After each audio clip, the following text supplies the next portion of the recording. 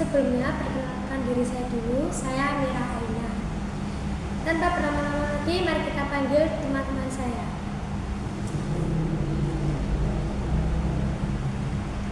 Silakan perkenalkan diri masing-masing. Perkenalkan, nama saya Adinda Intan Nafita. Perkenalkan, nama saya Ganjar Cahyo. Mari kita mulai podcast hari ini dengan tema sejarah Daulah Abbasiyah. Mari kita ulas sesuai dengan pemikiran masing-masing dan sampai penyebab runtuhnya dinasti tersebut dengan yang terkenal pada masa peradaban modern. Dinasti Abbasiyah diambil dari nama paman Rasulullah SAW yang bernama Abbas bin Abdullah Muthalib bin Hashim. Disebabkan oleh Abbasiyah merasa dirinya lebih berhak daripada Bani Umayyah atas kekhalifahan Islam karena orang Abbasiyah adalah keturunan Bani Hashim yang secara nasab atau garis keturunan lebih dekat dengan Rasulullah. Pemerintahan tersebut didirikan juga pertama kali memerintah oleh Khalifah Abdullah Al-Saffah bin Muhammad bin Ali bin Abdullah bin Abbas bin Abdul Muthalib. Dan pemerintahan dinasti Abbasiyah telah didirikan setelah pemberontakan panjang yang dilakukan oleh keturunan Al-Abbas setelah pengikutnya yang menentang terhadap Bani Umayyah di Damaskus. Kalau nggak salah, pemerintahan ini berdiri karena dianggap sebagai kemenangan atas pemikiran yang telah dikumandangkan oleh Bani Hashim Al-Amiyun setelah meninggalkan era Rasulullah, yaitu bahwa yang berhak berkuasa ialah keturunan Rasulullah dan anak-anaknya. Dinasti Abbasiyah sepertinya hal dengan dinasti lainnya dalam sejarah Islam. Terus Abbasiyah mencapai masa kejayaan politik dan intelektual dan mencapai masa emas pada kehalifan ketiga. Ada yang tahu siapa orangnya? Kayaknya Khalifah Al-Mahdi deh, tapi juga ada di Khalifah ke-9 juga, namanya Al-Wasid.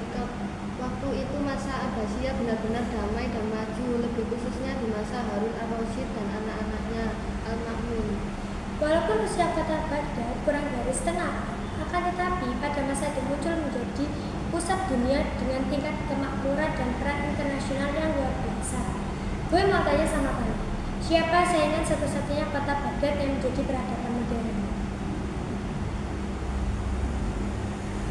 Oh, Bizantium. Gue kira lo nggak bisa nebak.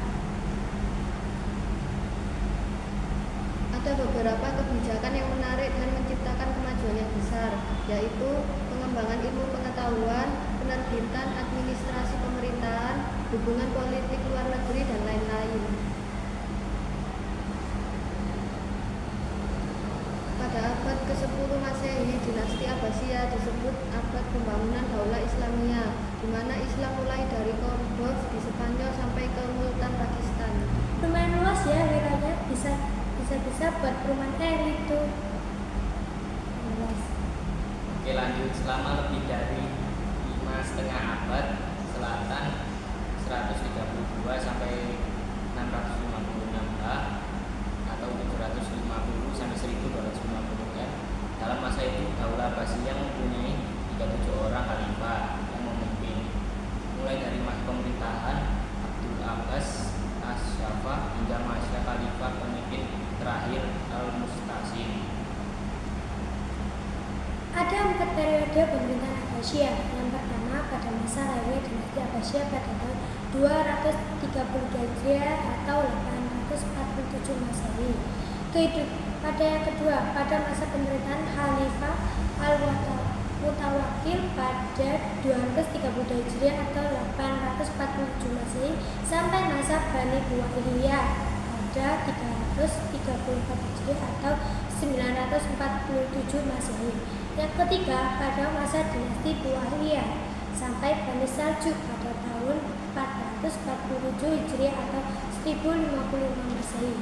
Dan periode terakhir keempat, sejak masuknya orang-orang Saljuk sampai jatuhnya kota Baghdad ke tangan tentara Hulaguhan pada 656 atau 1258 Masehi. Aku jadi ingat beberapa prestasi salah satu khalifah, yaitu melakukan penaklukan wilayah Malatya, sebuah kota di bagian tenggara Turki. Lalu Kapadokia, wilayah Turki dekat Anatolia. dan Sisilia, Italia bagian selatan, dan beberapa benteng Asia.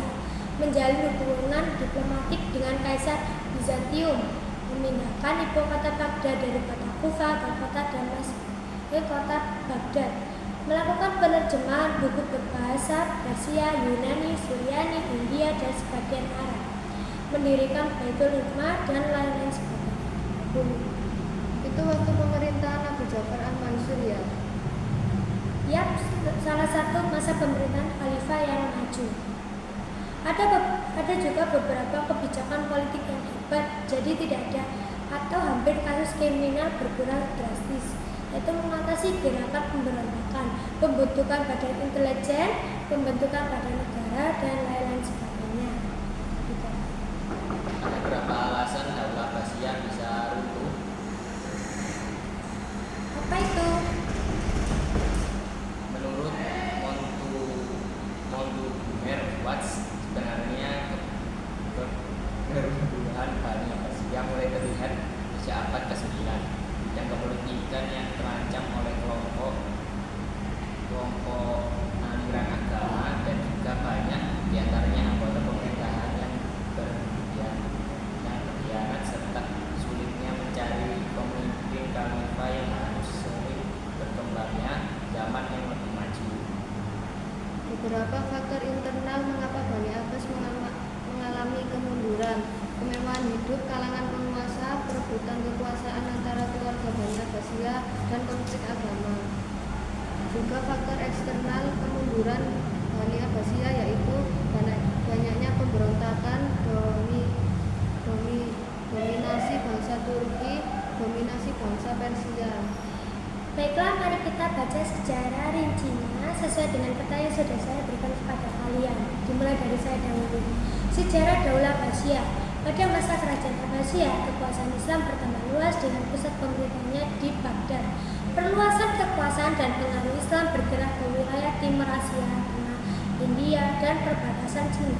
Sikap politik Daulah Abbasiyah berbeda dengan Daulah Bani Umayyah. Daulah Bani Abbasiyah memegang kekuasaan lebih merata, bukan hanya memegang oleh bangsa Arab, tetapi lebih demokratis. Masyarakat dibagi atas dua kelompok, yaitu kelompok khusus dan kelompok umum. Kelompok umum terdiri dari seniman, ulama, fuqaha, pujangga, saudagar, pengusaha, kaum buruh, dan para petani, sedangkan kelompok khusus terdiri dari khalifah, keluarga khalifah, pembesar negara bangsawan, dan petugas-petugas negara. Dalam perkembangan ilmu, baik, lanjut. Kelompok khusus terdiri dari khalifah, keluarga khalifah, pembesar negara bangsawan, dan petugas-petugas negara. Dalam perkembangan ilmu pengetahuan, para khalifah banyak mendukung perkembangan tersebut, serta buku-buku bahasa asing banyak diterjemahkan ke dalam bahasa Arab. Peradaban Islam mengalami puncak kejayaan pada masa Daulah Abbasiyah. Perkembangan ilmu pengetahuan yang sangat maju yang diawali dengan penerjemahan naskah asing, terutama berbahasa Yunani, ke dalam bahasa Arab. Pendirian pusat pengembangan ilmu dan perpustakaan, dan terbentuknya mazhab ilmu pengetahuan dan keagamaan sebagai buah dari kebebasan berpikir. Dinasti Abbasiyah merupakan dinasti Islam yang paling berhasil dalam mengembangkan peradaban Islam. Para ahli sejarah tidak merupakan hasil kerja para pakar pada masa pemerintahan dinasti Abbasiyah dalam meragukan hasil kerja memajukan ilmu pengetahuan dan peradaban Islam. Kekuasaan dinasti Bani Abbasiyah dalam melanjutkan kekuatan dinasti Bani Umayyah dinamakan Daulah Abbasiyah karena pendiri dan penguasa dinasti ini adalah keturunan Abbas, yaitu paman Nabi Rasulullah SAW yang sudah tadi kita jelaskan di awal-awal. Dinasti Abbasiyah didirikan oleh Abdul Al-Safa Ibnu Muhammad bin Ali bin Abdullah bin Al-Abbas, dilahirkan di Umayyah pada tahun 104 Hijriah. Dia dilantik menjadi khalifah pada tanggal 3 Rabiul Awal 132 Hijriah. Kekuatan dinasti Bani Abbasiyah berlangsung dari tahun 750 sampai 12 Hijriah dan Masehi. Pada abad ke-7 terjadi pemberontakan di seluruh negeri. Pemberontakan yang paling dahsyat dan merupakan puncak dari segala pemberontakan, yakni perang antara pasukan Abdul Abbas melawan pasukan Marwan bin Muhammad, dinasti Bani Umayyah, yang akhirnya dimenangkan oleh pasukan Abdul Abbas. Dengan jatuhnya negeri Syria, berakhirlah riwayat dinasti Bani Umayyah, dan bersama dengan itu bangkitlah kekuasaan Abbasiyah. Pada masa inilah masa kejayaan Islam yang mengalami puncak keemasan. Pada masa itu berbagai kemajuan dalam segala bidang mengalami peningkatan seperti bidang pendidikan, ekonomi, politik, dan sistem pemerintahan lainnya. Sejarah berdiri Khalifah Bani Abbasiyah diantaranya yang merupakan berdirinya Khalifah Bani Abbasiyah adalah adanya beberapa kelompok umat yang sudah tidak mendukung lagi terhadap kekuasaan Imperium Bani Umayyah yang notabene korupsi, sekuler, dan memihak sebagian kelompok. Di antaranya adalah kelompok Syiah dan Khawarij serta kaum Mawali, yaitu orang-orang yang masuk Islam yang mayoritas dari Persia. Mereka merasa diperlakukan tidak adil dengan kelompok Arab dalam hal pembebanan pajak yang terlalu tinggi.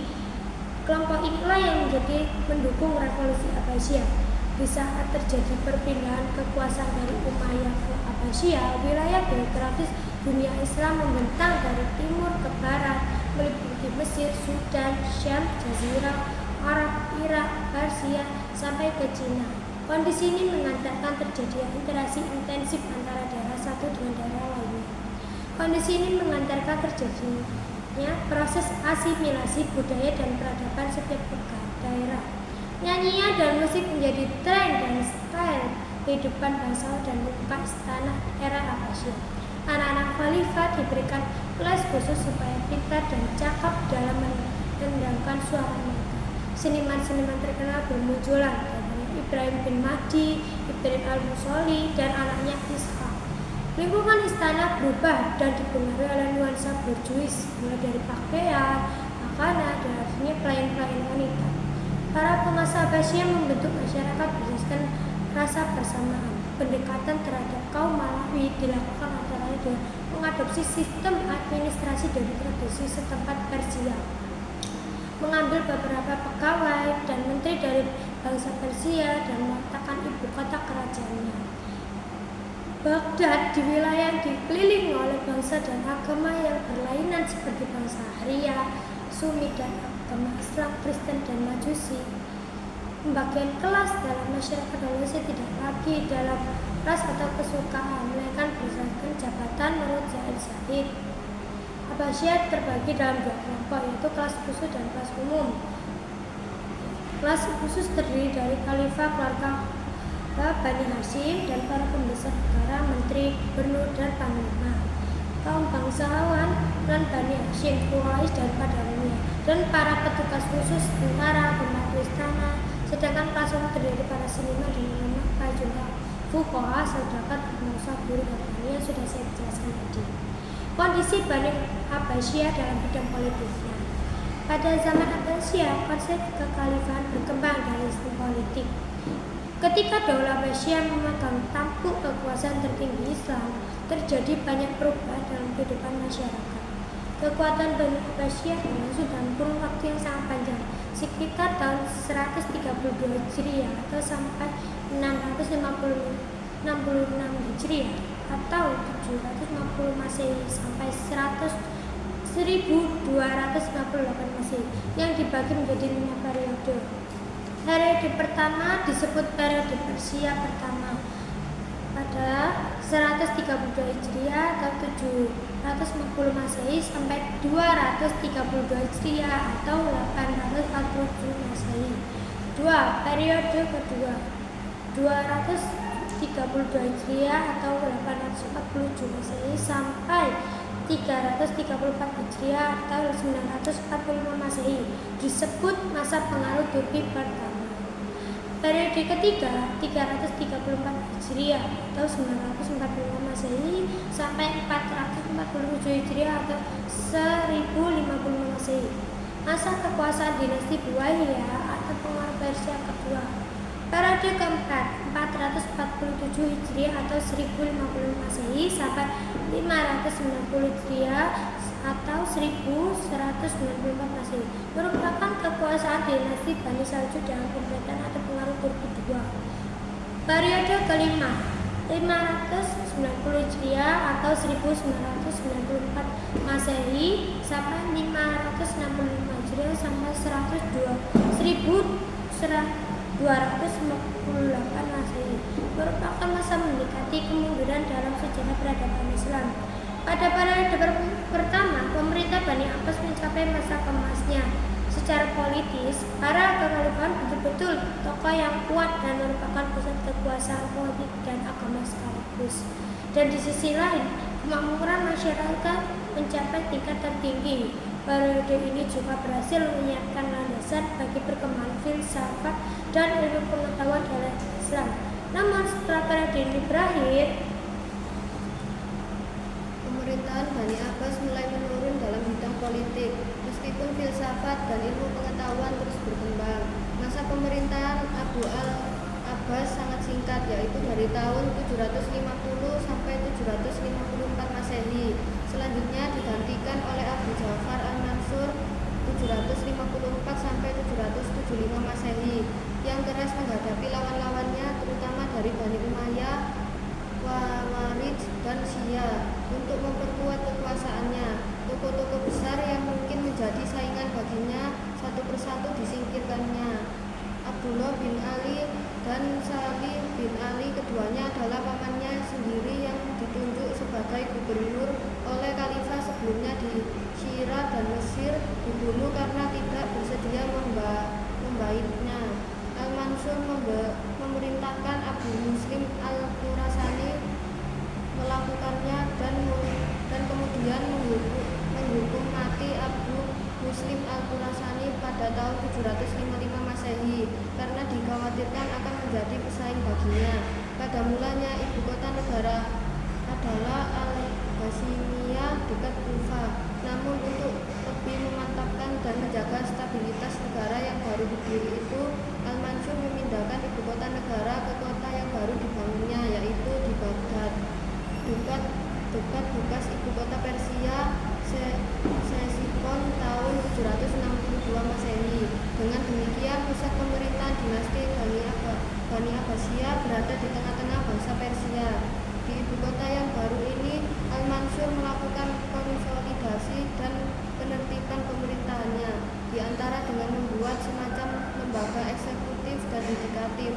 Di pemerintahan, dia menciptakan tradisi baru dengan mengangkat wazir sebagai koordinator dari kementerian yang ada. Wazir pertama yang diangkat adalah Khalid bin Barmad, berasal dari Bal. Dia juga membentuk lembaga protokol negara, sekretaris negara, dan kepolisian negara di samping membenahi angkatan bersenjata. Dia menunjuk Muhammad ibn Abdurrahman sebagai hakim pada lembaga kehakiman negara. Jawatan pos yang sudah ada sejak masa dinasti Bani Umayyah ditingkatkan peranannya dengan tambahan tugas. Kalau dulu hanya sekedar untuk mengantar surat pada masa Al-Mansur, jawatan pos ditugaskan untuk menghimpun seluruh informasi di daerah-daerah sehingga administrasi kenegaraan dapat berjalan lancar. Pada direktur jawatan pos bertugas melaporkan tingkah laku gubernur setempat kepada Khalifah. Khalifah Al-Mansur berusaha menaklukkan kembali daerah-daerah yang sebelumnya membebaskan diri dari pemerintah pusat dan memantapkan keamanan di daerah perbatasan. Di antara usaha-usaha tersebut adalah merebut benteng-benteng Asia, kota Malatya, wilayah Kappadosia, dan Sisilia pada tahun 756 sampai 758 Masehi. Ke sebelah utara, bala tentaranya melintasi pegunungan Taurus dan mendekati Selat Bosporus. Di pihak lain berdamai dengan Kaisar Konstantin V dan selama gencatan senjata 758 sampai 765 Masehi, Bizantium membayar upeti tahunan. Bala tentaranya juga berhadapan dengan pasukan Turki Khazar di Kaukasus, Dailami di Laut Kaspia, Turki di bagian lain Oxus dan India. Pada masa Al-Mansur ini pengertian khalifah kembali berubah. Dia berkata, "Innama'ani sultan ala fi ardihi." Sesungguhnya saya adalah kekuasaan Tuhan di buminya. Dengan demikian, konsep khalifah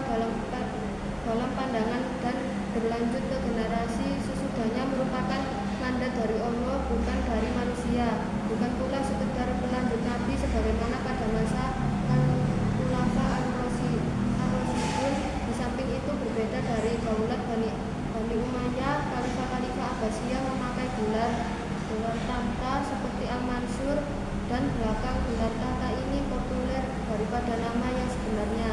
Kalau dasar-dasar pemerintahan Daulah Abbasiyah diletakkan dan dibangun oleh Abu al-Abbas as-Saffah dan al-Mansur, maka puncak keemasan dari dinasti ini berada pada 7 khalifah sesudahnya, yaitu Al-Mahdi 775 sampai 785 Masehi, Al-Hadi 775 sampai 786 Masehi, Harun ar-Rasyid 786 sampai 809 Masehi, dan Al-Ma'mun 813 sampai 833 Masehi, Al-Mutasim 833 sampai 842 Masehi, Al-Warsik 842 sampai 847 Masehi, dan Al-Mutawakkil 847 sampai 806 Masehi. Pada masa Al-Mahdi, perekonomian mulai meningkat dengan meningkatkan di sektor pertanian melalui irigasi dan peningkatan hasil pertambangan seperti emas, perak, tembaga, dan besi. Popularitas Daulah Abbasiyah mencapai puncaknya di zaman Khalifah Harun ar-Rasyid rahimahullah pada 786 sampai 809 Masehi, dan putranya Al-Ma'mun 813 sampai 833 Masehi. Kekayaan negara banyak dimanfaatkan Harun ar-Rasyid untuk keperluan sosial dan mendirikan rumah sakit, lembaga pendidikan dokter, dan farmasi. Pada masanya sudah terdapat paling tidak sekitar 800 orang dokter. Di samping itu pemandian umum juga dibangun, kesejahteraan sosial, kesehatan, pendidikan, ilmu pengetahuan, dan kebudayaan, serta kesusasteraan pada masa zaman keemasannya. Pada masa inilah negara Islam menempatkan dirinya sebagai negara terkuat dan tak tertandingi. Al-Ma'mun pengganti Harun ar-Rasyid dikenal sebagai khalifah yang sangat cinta kepada ilmu filsafat. Pada masa pemerintahannya, penerjemahan buku-buku asing digalakkan. Untuk menerjemahkan buku-buku Yunani, ia mengaji penerjemah dari golongan Kristen dan penganut agama lain yang ahli di bidangnya masing-masing. Ia juga banyak mendirikan sekolah-sekolah. Salah satu karya besarnya yang terpenting adalah pembangunan Baitul Hikmah, pusat penerjemah yang berfungsi sebagai perguruan tinggi dengan perpustakaan yang besar. Pada masa Al-Ma'mun inilah Baghdad mulai menjadi pusat kebudayaan dan ilmu pengetahuan.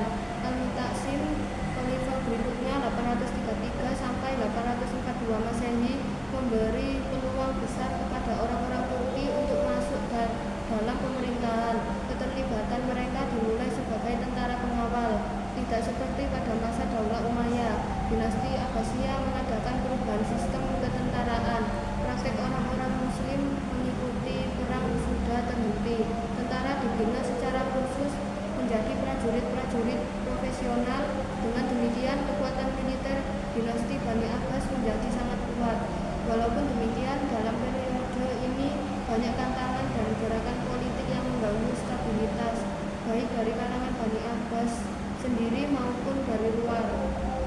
Gerakan-gerakan itu seperti gerakan sisa-sisa Bani Umayyah dan kalangan Bani Abbas sendiri maupun dari luar. Gerakan-gerakan itu seperti gerakan sisa-sisa Bani Umayyah dan kalangan intern Bani Abbas, revolusi Al-Khawarij di Afrika Utara, gerakan Sindik di Persia, gerakan Syiah, dan konflik antar bangsa, aliran pemikiran keagamaan, semuanya dapat dipadankan. Dari gambaran di atas, Bani Abbasiyah pada periode pertama lebih menekankan peradaban dan kebudayaan Islam daripada perluasan wilayah. Inilah perbedaan pokok antara Bani Abbas dan Bani Umayyah. Di samping itu ada pula ciri-ciri menonjol dinasti Abbas yang tidak terdapat di zaman Bani Umayyah, antara lain: 1. Dengan berpindahnya ibu kota ke Baghdad, pemerintah Bani Abbas menjadi jauh dari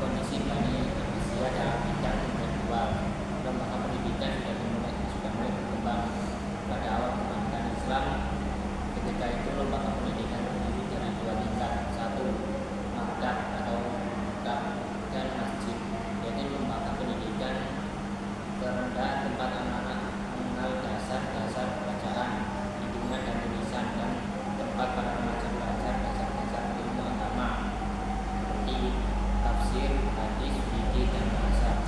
Tingkat pedalaman di mana para pelajar yang ingin perdalaman ilmu pergi keluar daerah menuntut ilmu kepada seorang atau beberapa orang ahli dalam bidang masing-masing. Pada umumnya ilmu yang dituntut adalah ilmu agama sementara yang berlangsung di masjid atau di rumah-rumah ulama. Bersangkutan bagi anak penguasa pendidik bisa berlangsung di istana atau di rumah penguasa tersebut dengan memanggil ulama ahli ke sana. Lembaga itu kemudian berkembang pada masa pemerintahan yang bebas dengan berdirinya perpustakaan dan akademi. Perpustakaan pada masa itu merupakan sebuah universitas karena di samping terdapat kitab-kitab juga dapat digunakan untuk membaca, menulis atau berdiskusi.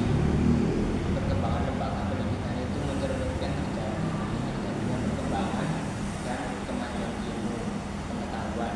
Hal ini sangat ditentukan oleh perkembangan bahasa Arab baik sebagai bahasa administrasi yang sudah berlaku sejak zaman Bani Umayyah maupun sebagai bahasa ilmu pengetahuan. Kemajuan tersebut ditentukan oleh dua hal, yaitu satu, terjadinya asimilasi antara bahasa Arab dengan bahasa-bahasa lain yang sering dulu mengalami perkembangan dalam bidang ilmu pengetahuan. Pada masa pemerintahan Bani Abbas, bangsa-bangsa non-Arab banyak yang masuk Islam. Asimilasi berlangsung secara efektif dan bernilai guna bangsa-bangsa itu memberi saham tertentu dalam perkembangan ilmu pengetahuan dalam bahasa Islam. Pengaruh Persia juga sangat kuat di bidang pemerintahan seperti yang sudah disebutkan di atas. Di samping itu, bangsa Persia banyak berjasa dalam perkembangan ilmu filsafat dan sastra. Pengaruh India terlihat dalam bidang kedokteran, ilmu matematika, dan astronomi, sedangkan pengaruh Yunani masuk melalui bidang ilmu terutama filsafat. Dua, gerakan terjemahan yang berlangsung dalam tiga fase. Pertama pada masa Khalifah Al-Mansur hingga Harun ar-Rasyid. Pada fase itu yang banyak diterjemahkan adalah karya-karya dalam bidang astronomi dalam nanti. Fase kedua berlangsung mulai masa Khalifah Al-Ma'mun hingga tahun 300. Buku-buku yang hanya diterjemahkan pada masa bidang filsafat dan kedokteran. Fase ketiga berlangsung setelah tahun 300, terutama setelah adanya pembuatan kertas dan ilmu yang diterjemahkan semakin luas. Pengaruh dari kebudayaan pakaian sudah maju tersebut terutama melalui gerakan terjemahan dan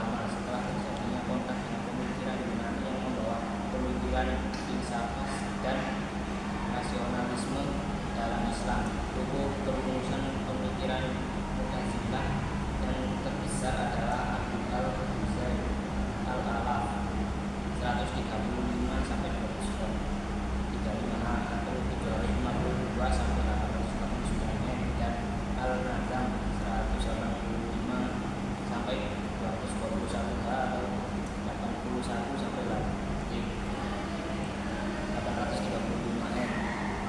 masih ada aliran nasional di bidang teologi yang dicetuskan oleh Abu al-Hasan al-Asy'ari yang lahir pada masa Bani Abbas. Ini juga banyak sekali terpengaruh oleh logika Yunani yang terjadi karena al-Asri sebelumnya adalah pengikut Mu'tazil. Hal yang sama berlaku pula dalam bidang sastra. Penulisan hadis juga berkembang pesat pada masa Bani Abbas.